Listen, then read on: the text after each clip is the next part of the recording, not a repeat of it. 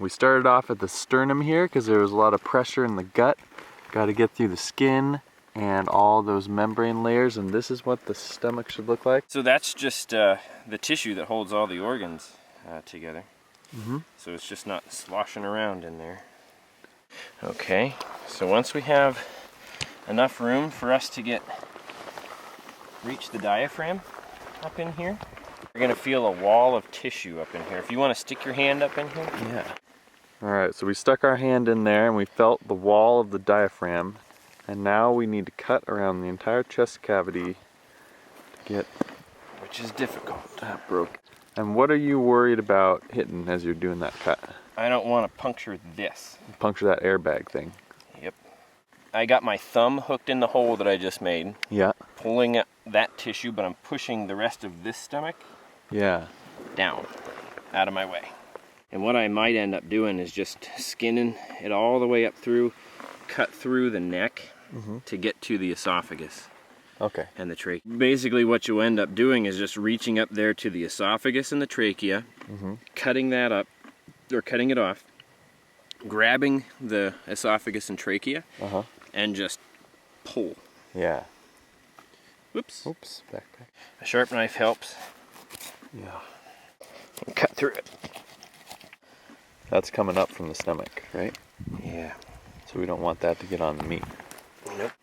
Pulling tissue. Because it's all just little connective tissue, that's all.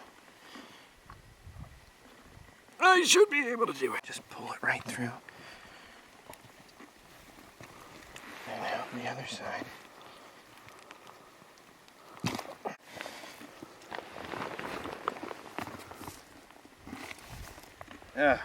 That didn't work the way I wanted it to. Now I just want to get this shit out of here as fast as I can. Grabbing onto when you're ripping organs out. Just like this tissue.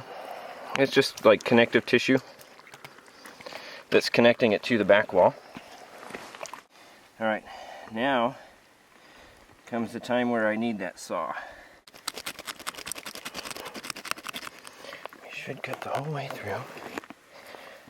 Here's the butthole tube. And you could just cut around it. So is that intestine stuff pretty tough? You can pull on it and stuff, and it's not gonna... Yeah, that's what just happened to me is not normal. Having that the esophagus and trachea just rip. Yeah. But that's not normal. Usually what you can do as soon as you disconnect that, I mean, you could just grab a hold of that and pull, and the whole thing comes out. Did we really have any harm done from that thing pulling out and breaking off?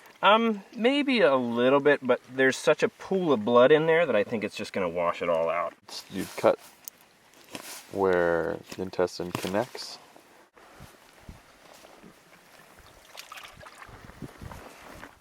So our important steps here were getting our hand underneath, separating this lining from the skin, and then pulling that skin as we were making our cuts. Alright, so we have removed the hind quarter, cutting back along the pelvis till we got to the ball and socket joint. Hold the pelvis, and then we just cut the hind quarter off right there. Garrett's going to pull the back strap. We're going to do the back strap. See the spine here? You can feel that ridge? Yeah, yeah. Alright, so if you stay on this side of the spine, and you can plunge your knife down in there. And then you'll end up cutting, following the spine as you cut the whole way down. And you'll cut the whole way in until you'll feel ribs. Okay. And you can hear my knife dragging. Yeah. Tonk, tonk, tonk. You can feel like a little divot where you can still feel bone, and then you're up on top of meat again. Okay? This is all this up to here is meat. You can cut into here,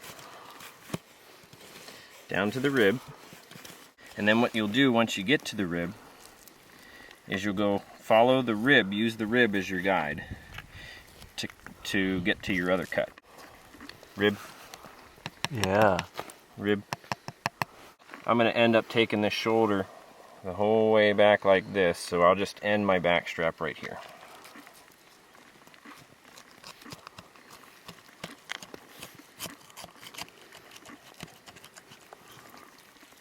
So we're working on the front quarter.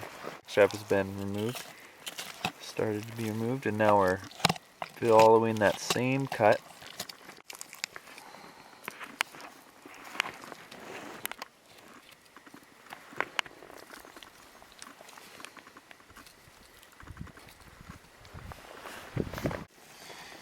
So I just end up making a cut